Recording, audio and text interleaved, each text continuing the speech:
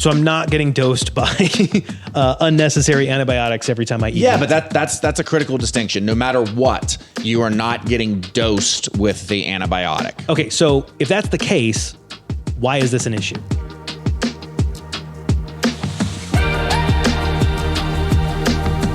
This is Generation Health. Every week we bring you the latest in news, cutting-edge research, and time-tested best practices helping you live a longer, healthier life.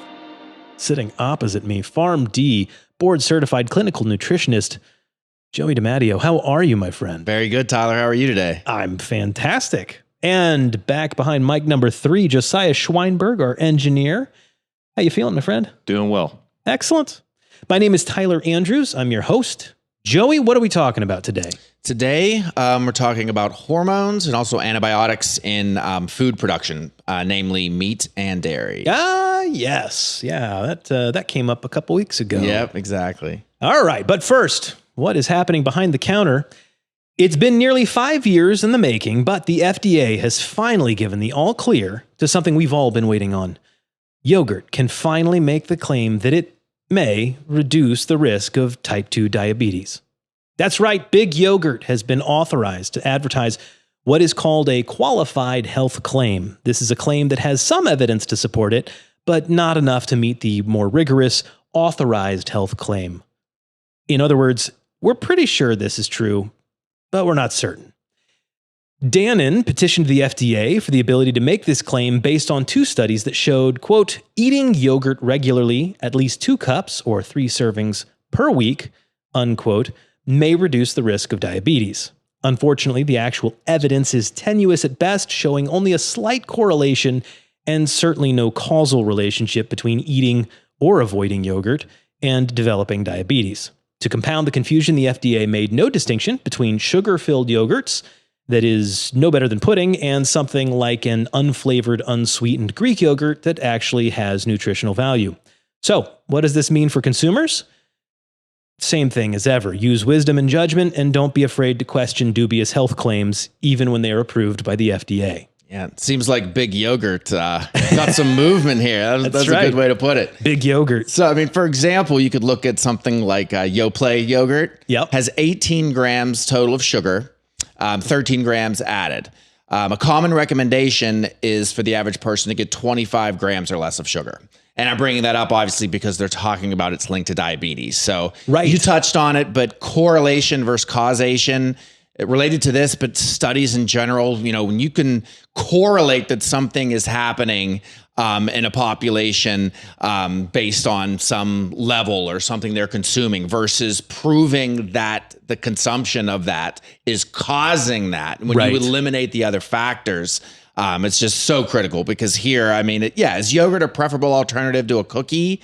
Of course. Is right. Is it a good option for a treat? Sure. But you start saying like, well, now I'm going to eat 3 to 4 packs a day. Right. I mean, look at that number. You'd be at 50 with 4 packs of yogurt. You'd be at 52 added grams of sugar, 64 total. Yeah. So that's why one of the things Dante likes to talk about is, what are you replacing it with? Yes. You know, and certainly if you are using yogurt to replace something worse, mm-hmm. Sure. Yeah. And that might help move you away from type 2 diabetes.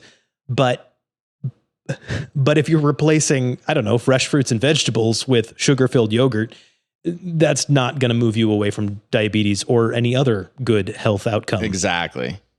Sticking with food themes, researchers at Dartmouth College are warning seafood fans like me that we may be at a substantially higher risk for PFAS exposure than previously realized. PFAS are tiny microscopic substances that take literally thousands of years to break down in the human body, thus their nickname of forever chemicals. They're used in all sorts of products that make modern life easy, like clothing, plastics, and nonstick pans. And they appear to be associated with hormone disruption and cancer. Back to Dartmouth. Cod, haddock, lobster, salmon, scallops, shrimp, and tuna from various stores around New Hampshire were tested for 26 different types of PFAS. All of the samples showed some level of contamination, but shrimp and lobster had the highest levels by far. The working theory is that these tasty, tasty bottom dwellers are generally closer to the sources of the contamination, that being the shore, and because, well, they're bottom feeders. So, despite the concerning findings, researchers were quick to say that they are not advising against eating seafood. PFAS are essentially unavoidable. They are literally in the air that we breathe. So, and they're found in nearly everything we eat and drink. That being the case, researchers said seafood should remain a part of a healthy, diverse diet, but that consumers should be aware of the risks and choose which seafood they eat appropriately. As a ride or die lobster junkie, I guess this is how I die. I don't know what to say. Me too. This definitely hits home. So they're talking about PFAS or PFAs or per and polyfluorinated substances, which is exactly why I just did the abbreviation. Yes, they're found in like Teflon and coating products that can resist heat and stains. Non-stick, cleaning products, also water-resistant fabrics, even like shampoos, dental floss. So they're out there in large amounts. And plastic packaging, can have it. Water bottles. But I think what's was interesting about this was that it adds some color and some specific to the concept of bottom feeder. Yeah. Because I'm a big shrimp guy too. Even my dad, I remember, would say, oh, they're bottom feeders. I love seafood, but shrimp, I don't know. And but there was, I didn't know what the meat was behind that, I guess for pun intended. What is it? They're bottom feeders. What does that mean? They're dirty and then we eat dirt? Like what do they do? Yeah. So this does add some specific to that. So I did think that helped to quantify that a little bit for me. Yeah, because they are literally cleaning the bottom of the ocean so often. The PFAs are sinking. I mean, that's really what, So, I think when you look at it though, there's still sources of omega-3s. Yep. So you've got more of a balance to those types of fats instead of saturated fat, low carb or no carb, low fat, high protein. So when you look at those things, again, like we'll talk about a lot in general on our podcast, and even in this one specifically, moderation. So I think it'd be crazy to say, well, I don't eat shrimp anymore. I don't eat certain seafoods anymore because look at the other benefits. It's just about not eating them twice a day. Well, and we haven't covered it, but there was another study recently that came out that showed that basically all protein sources, whether they're vegan or animal-based, contain PFAs. Mm-hmm. All of them. And there's basically no avoiding them. Yes. So that being the case, it's kind of which one do you feel like will work best for you? Yeah. And the levels though, I mean, the science is the science here. The levels are higher in the bottom feeder, even compared to other fish. But no, that's true. Absolutely. Oh, now I want a lobster roll. This was a PSA on PFAs. Look at that. Great work. Why do you have a microphone? I was going to say that's exactly why he has a mic. I've never heard of PFA, so this is interesting. I had to look it up too, to be honest. I knew in general what they were referring to, but I had to look it up too. Yeah. Now I'm anxious. Yeah. Should I not eat seafood anymore? What did I just say? Moderation. The researchers said, go for it. Just, be aware. Mm-hmm. All right. Joey, what are we talking about?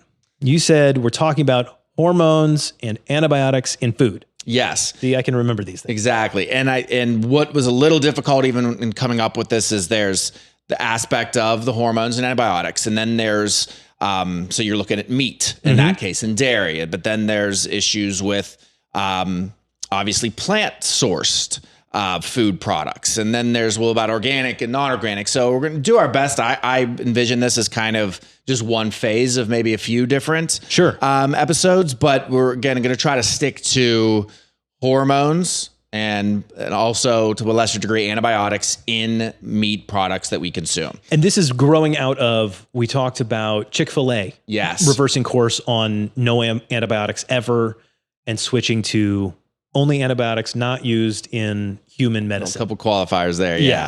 Yeah. So I do think, all that said, I'm going to mention organic food. Right. Because I do think it adds some context and some color to what we're talking about related to what it is and where, the hormone and antibiotic usage is in those. So what is organic food? Animals are raised in living conditions, accommodating their natural behaviors and habitats. So they have the ability to graze on pastures, for example. They cannot be confined or tethered in a way that prevents them from lying down, moving around, standing up, spreading their arm, extending their limbs. So they must have clean and dry bedding. And also they're not allowed to essentially be crowded to the point where they're competing for food. Okay. So, and what will be addressed a little bit here is there's ethical, I care about these animals, and then there's what is it doing to my food. Right. And that's where it's not as clear. And that's obviously on the ethical end where you'll have your own opinions. So as we go through these things, if some of them are minimized or whatever, it's just because I'm trying to draw the distinction, between where the science is and when you're making a decision on what you eat. Got it. They also must be fed organic feed and forage. Okay.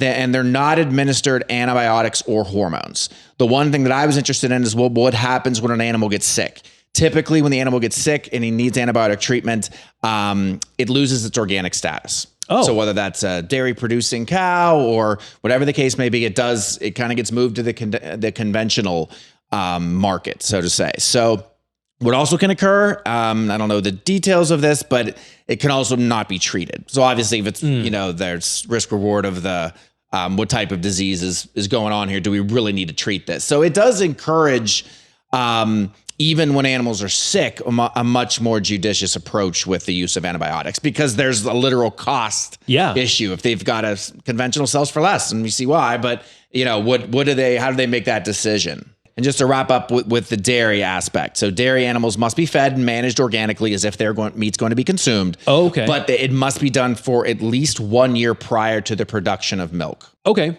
All right.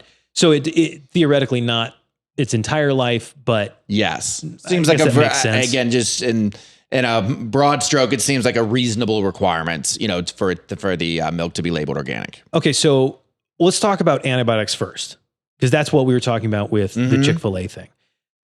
You said for animals, we're talking about like when they get sick, but that's not the whole story, right? Yes. It's not always just when they get sick. Exactly. So non-organic animals may be given antibiotics, not just to treat a disease, but prophylactically or for prevention of disease. So essentially it's in their food. They're consuming antibiotics all the time. I would not want to do that. Yes. So one distinction though, again, both sides here. Yeah. It is illegal to sell meat if it contains antibiotics. Okay. So you say, well, what that essentially means is that when the animal is treated, or if it's prophylactic use a certain amount of time, there's a withdrawal time frame. So the antibiotics must be out of the animal system. That's very easy to calculate, half-life, et cetera. And so there is a time period where there's a washout. So even in prophylactically treated animals with antibiotics, they are out of their system. Okay. So even the most the most antibiotically filled animals don't have them in their system when they are butchered and sold. Yes. So organic animals haven't had them in their life, essentially. Conventional can have them up until whatever point. Yes. Okay. A clinically determined withdrawal period. Okay. All right. So I guess that means then that even for like the Chick-fil-A folks, I'm not going to be eating antibiotics even if this animal was treated. Correct. So the USDA does random inspections of meat that's being prepared right at that time. There are less than 0.5% violations. 0.5. Okay. Yeah. So you can't say there's 0% chance, right. But in general, it is well monitored and well adhered to, seemingly, as far as we know. All right. So I'm not getting dosed by unnecessary antibiotics every time I eat. Yeah, but that's a critical distinction. No matter what, you are not getting dosed with the antibiotic. Okay, so if that's the case, why is this an issue? So it's an issue, and I'll try to say this as well as I can, see if I can get to the point, but it's more of a macro concern than a micro concern. And what I mean by that is it's more about what is occurring with us as a population, with the meat that we're consuming versus, okay, so for myself, I'm eating this piece of meat, and because I chose conventional, I may develop antibiotic resistance. That's ultimately what we're getting to here. I maybe should have started with that. Okay. The issue of concern that I can find in the sense of that there's some data behind is antibiotic resistance. Okay. So an animal consumes these antibiotics, consistently, prophylactically, whatever it is. It's not so much about one-time use, whether that's in humans or animals. Right. But so what can happen is those bugs, those bacteria are living creatures. They are trying to survive. They are evolving to be able to survive these. It's a survival of the fittest. The ones that aren't killed by the antibiotic have some basically evolution that allows them, losing the exact term, but allows them to continue to function, to continue to multiply. There you go. Yes, there's a couple I could use, but they all escaped me. So yeah, that's the point is that these animals can contribute to, I don't want to use the word superbugs, but to antibiotic resistant bacteria. And bacteria that maybe used to be susceptible to a certain antibiotic is now not any longer. And it puts a burden on the healthcare system from that standpoint. So these bugs are, whether you eat that from that farm or from that company or from that animal, right, it's a macro concern that bug can be out in your area, so to say. Okay. But it's not so much like, well, again, I consumed this today, and so XYZ. So now I have antibiotic-related diarrhea because I ate the Chick-fil-A chicken, right, and now I was exposed to antibiotic. That's not the case. That's not it at all. It's the bigger picture of someday these antibiotics may not work anymore, and the bugs have evolved to the point that we can't stop them. Yes. Got it. Is there something more beyond that I need to be aware of in terms of the antibiotics? In terms of what you can really find, and again, we're relating it to the antibiotic use. I'm not then tying in, well, what occurs in these animals whenever they're tethered and they can't, eat properly and they're competing for food. All those things that I'd mentioned before, it's not tying all that in right now. I'm trying to stick to this issue. As far as that goes, that's all I could really find that I can put my name behind, so to say. Yep. All right. Got it. Is there a difference between, I guess it makes sense, the industrial farming, the industrial livestock raising, why they would prophylactically use antibiotics. So is this why it's probably better to buy from small sources, local farmers and that sort of thing? Yeah, I would say that has to be the case. No matter what the industry is, the more kind of stores, the more locations, the larger your footprint, the more hardline rules you kind of have to make sure everything functions. Okay. And in this case, pretty easy deduction that prophylactically treating more aggressively, if you're Tyson Foods or Purdue or these big companies, is more likely the case versus your smaller farm. And hey, we haven't had any issues. We haven't had too much going on. I'm thinking about going organic. Well, at the very least, I want to be able to say this section of my herd is not been antibiotic exposed, even if maybe I can't qualify as organic. Whatever it is, and this is just my thoughts, but I would agree with that kind of for those reasons. Okay, so in terms of antibiotics, an organic meat is one that has no antibiotics used in it at all. Correct. Okay. All right. So that's antibiotics. Let's talk about hormones. Hormones, are we you're talking about an animal. So an animal has hormones. Mm-hmm. So what are we talking about here? So it's really, and we'll kind of get to that. That's a good point. But basically, steroids and hormones have been approved for use by the FDA in beef and lamb since the 50s. And these include not just natural estrogen, progesterone, testosterone, the sex hormones that we talk about, but also synthetic versions of them. So they are legal, and they've been legal in beef and lamb in particular. They are not legal in pork and chicken sources.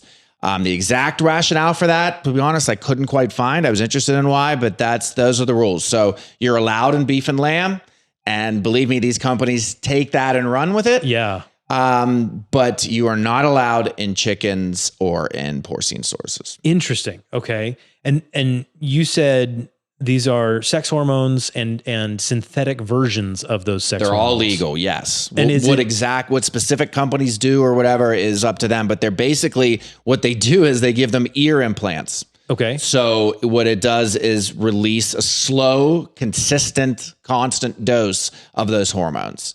Helps them grow. Okay, so it's just like anabolics in bodybuilders. Yep.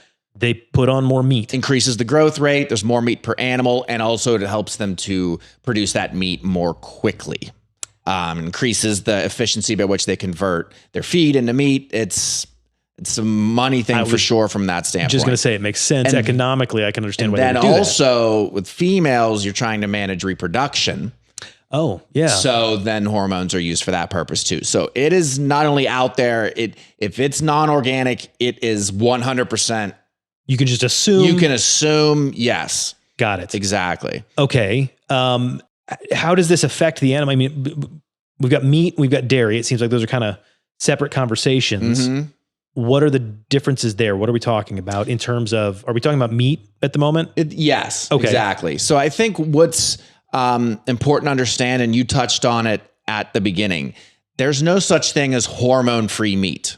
There's no such thing as no hormones in meat. Sure. Okay. It's not accurate. It's not biologically possible because all of those hormones are circulating. So really what you're evaluating is, okay, naturally the level would be here. They have this implant. We know it's increasing.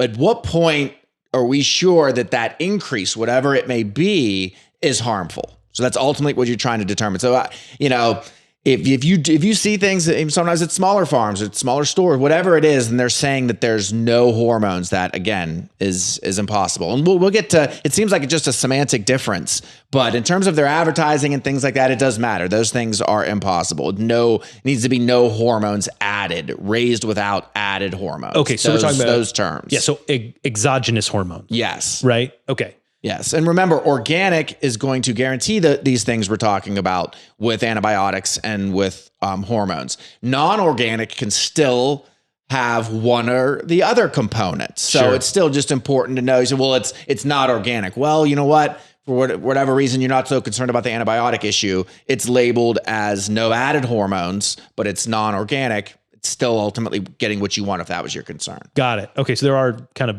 shades of gray here. Okay, so you mentioned synthetic and naturally occurring versions. Not naturally occurring, I guess, but they're exogenous hormones. But there's synthetic versions and there's I don't know, bioidentical versions. Is that what that is? Yeah. Ultimately, though, what matters is what would be found in the meat. Okay. So some specifics of that. Again, like I talked about, there are levels and limits. So. This was interesting, but when you look at estrogen activity, again, this isn't going in all the other possible things. This is estrogen activity in common foods. Okay. So they measured it. All these numbers will be, just for the sake of being thorough, nanograms per 500 grams. All right. Okay. 1 million nanograms in soybean oil, 300,000 nanograms in white bread, 100,000 nanograms in peanuts, 12,000 in cabbage, 65 in milk. Okay, wait. Yeah. I figured this would be, 1 million in soy, 100,000 in peanuts, 300,000 white bread, 65. I'm not forgetting a digit there in milk. So there is fractional, like tiny relative amounts of, you said estrogen. Estrogen activity, yes. We'll get to maybe some more details, but that's critical to know. And is that in the hormone given animals? Yeah. So in pregnant cows, it's 700. Okay, that makes sense. Beef from implanted cows, so they're not only being treated, but they're getting that consistent dose, is 11. Non-implanted cattle is 8. So a very small difference in terms of this study anyway, what they found moving forward with what actually it's doing to those levels. Okay. So, if I understand what you're saying, having my tofu white bread sandwich is going to give me a whole lot more estrogen than eating a hormone fed cow. Correct. That might be pregnant at the same time. Yes, exactly. Okay. Wow. So if that's not going to have any effect on me, why is that a concern? So ultimately, again, just remember that we're talking purely about estrogen. Typically what's going to be given in these cows has testosterone. You're looking for that anabolic growth. So, there's still other issues to look at, but that's one thing that has been at least published that we know for sure. And I think is important in this case because you're also comparing it to other foods. So Right. you may be making these hardline decisions on meat, which is great. But what about some of the other things that you're consuming, namely the white breads and things like that? There's nothing wrong with peanuts in general, but just be aware if you know, what's the mixing of all these foods that you're consuming. Right. And eating, what did you say, 500 grams was the measurement. 500 grams of peanuts is a lot of peanuts. Yes. So that is, yes, that's a great point. This is not relative to serving size. This is relative to 500 grams. So when you think about 500 grams of milk, that's a pound of milk. Trying to think of how you would have to term that, but think about a pound of cabbage. So when you look at it, how much? That'd be a lot of cabbage. I can eat a lot of cabbage. Be prepared with like seeing with that. Whew. So yeah, that's critical. A lot of times in presentations like this, you want to see kind of standardized amounts and standardized serving sizes. Yeah. Which in this case, so yeah, take that with a grain of salt in terms of the specifics. If you're looking at multiplying factors, definitely, but it's meant to give you the general feel of, at least estrogen wise, what's going on there. Okay. So that's estrogen. You said testosterone is different because that's what they're being given primarily. Yeah. And what's also interesting is that, like we mentioned, testosterone levels would be critical to know here, because, you know, that is a pretty significant component of what's going in those implants. I cannot find specific data on how much testosterone would be. So it seems like kind of one of those things.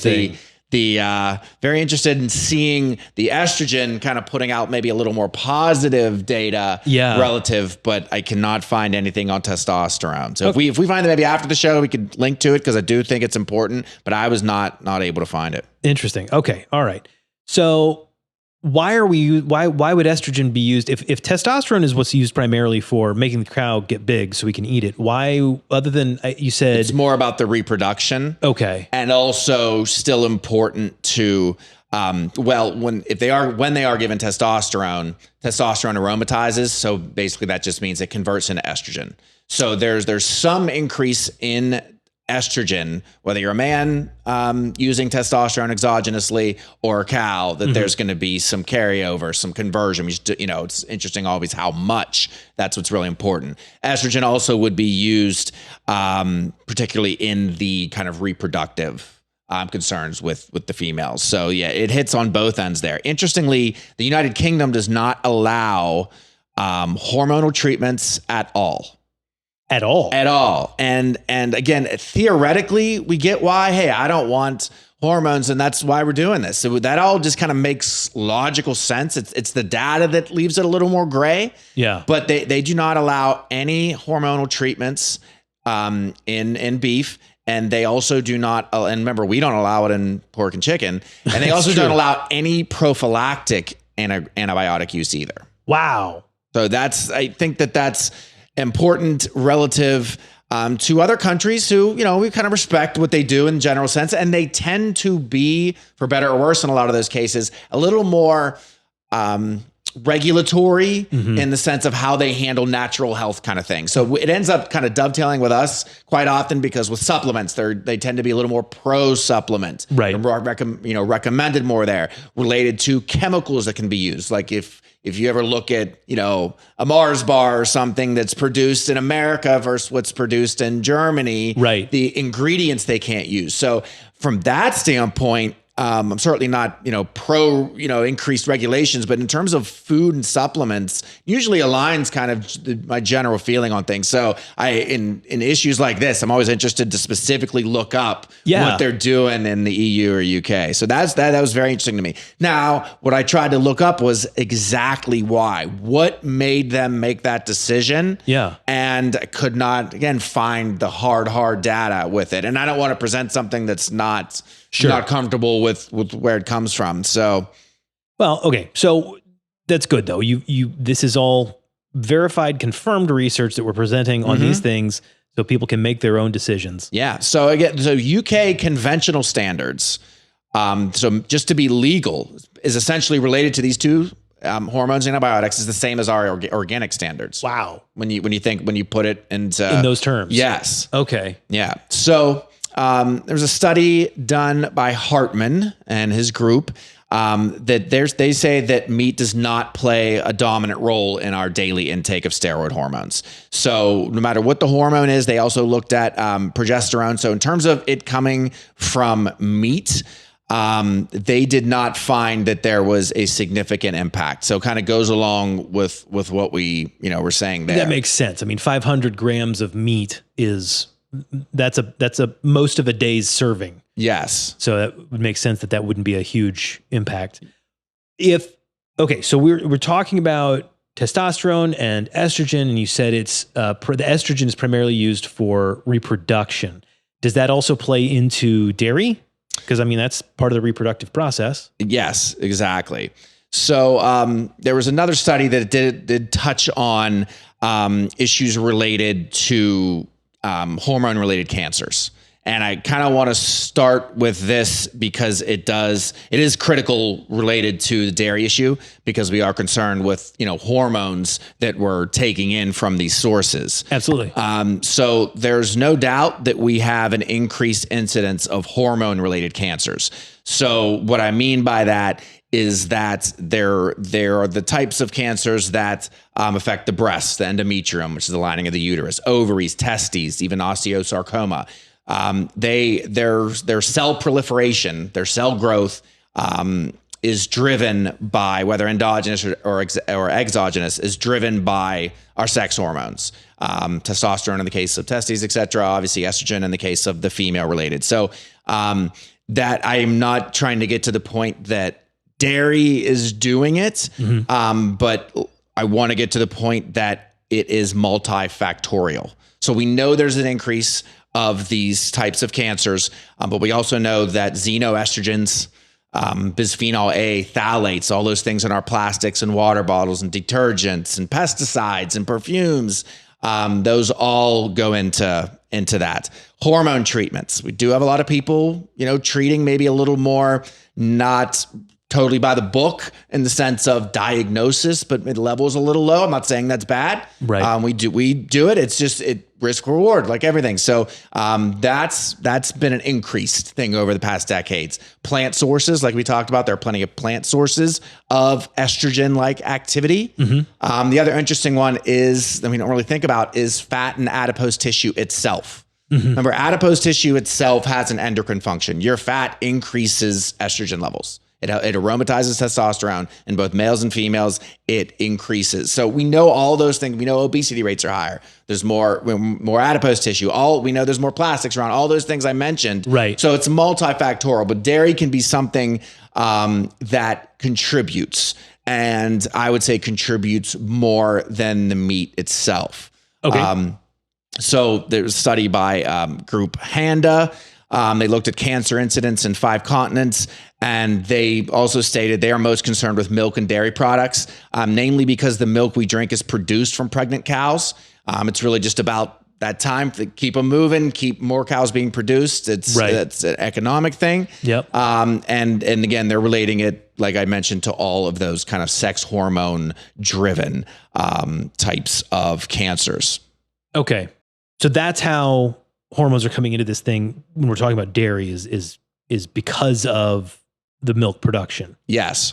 So you're saying that this might be or is one of the factors in the increase in sex-related, hormone-related cancers. Okay. So just again, one of the factors. And I think it's important to touch on what the differences in dairy, just real quick. Yeah. Milk is essentially like concentrated. Those hormones and get concentrated 5 times the amount of the activity of estrogen activity, of hormones activity broadly is the way they quantified it. In cream and cheese, 10 times the amount in butter. But like we talked about with serving sizes, how much butter you consume versus drinking milk. So, take that with a grain of salt, but it is definitely more concentrated and kind of moderation with everything. Right. The other thing that is critical is that when we're talking about milk, and there's some relation to this in meat, but it really hits with milk, is that there are not just sex hormones. It's not just estrogen, progesterone, testosterone. There are other hormones and proteins in milk that contribute to negative health effects on the body. For example, insulin-like growth factor. IGF-1 can increase testosterone. It also manages the effects and has effect on growth hormone in the body, helps to modulate and manage those effects. Prostaglandins are involved in clotting. There's 2 to 4 times higher level in milk, levels of prostaglandins in milk than there is in blood plasma of these animals. So it's much higher concentrated. Again, because what it's intended for. Exactly. It's meant for a baby cow. So it makes sense that it would need all, IGF-1 and it would need those clotting factors. That makes sense. Exactly. Also, IGF-1 itself, I mean, we just mentioned that, estrogen and broadly sex hormones can contribute to those types of cancers. IGF-1 itself is positively associated with risk of breast cancer in men and prostate cancer in women. So crosses both sexes in that regard. Okay. There's also gut permeability. So just general health. IGF-1 increases gut permeability, which leads to increased risk of other types of diseases that are crazy on the rise. Yeah. Celiac disease, Crohn's, those types of diseases. Where are these coming from? And again, I'm not saying it's because you ate cheese and because it's multifactorial. There are other exposures. There are other ways wheat's grown. There's so many different things you can go into. But in terms of looking at possible causes and contributing things that are adding together, that's one of them. Prolactin is involved and is produced in response to the milking stimuli. So you've got a cow, obviously, getting those stimuli, and it's pushed out and is found in the milk. That has broadly a significant inflammatory effect in humans. Again, they compared the levels of prolactin in meat versus beef, significantly higher in milk. Okay. But we've been drinking milk for thousands of years, animal milk. Mm-hmm. Like, what's changing? Is it the supplementing with the hormones? Is it the fact that we're just eating more of it? Is it what's going on here? Yeah, I mean, it's, again, like we talked about the kind of the multifactorial approach. We're not directly saying that any one thing, but here's one thing that's definitely has changed. Recombinant bovine growth hormone, RBGH, and also recombinant bovine somatotropin, RBST. They are given to increase milk production. And they have found, again, this direct relationship that the levels of those hormones and in milk, they even just also have looked just directly at the results. Higher levels of prostate, breast, colorectal cancers have been found. So if I have higher levels of those in my system, the only reason I would have a bovine hormone is because I've been eating bovine products. Correct. I have a higher risk of those cancers you just mentioned. Yes. And the other thing, this was a study, they kind of deduced this. They didn't tell you exactly why, but I'll just read it point blank. This study suggests that the increase in IGF-1 may not be specific just to cow's milk, but may be caused by protein, minerals, and other factors in milk unrelated to RBGH. So they're basically just saying that, and they were looking at our RBGH, the additive. So there's a whole lot of different hormones, both natural and unnatural, that are being produced and put into that milk that then we are consuming way outside of normal parameters, not even mentioning that it's a different species. Right. Again, when you look at allergies and proteins, milk proteins, those are all different. So I know that's not the main purpose of this, but I do think it's important to touch on those things. And to me, draw what I feel is a much more significant correlation between issues in dairy versus the meat itself. I can hear my vegan father now saying, I told you so.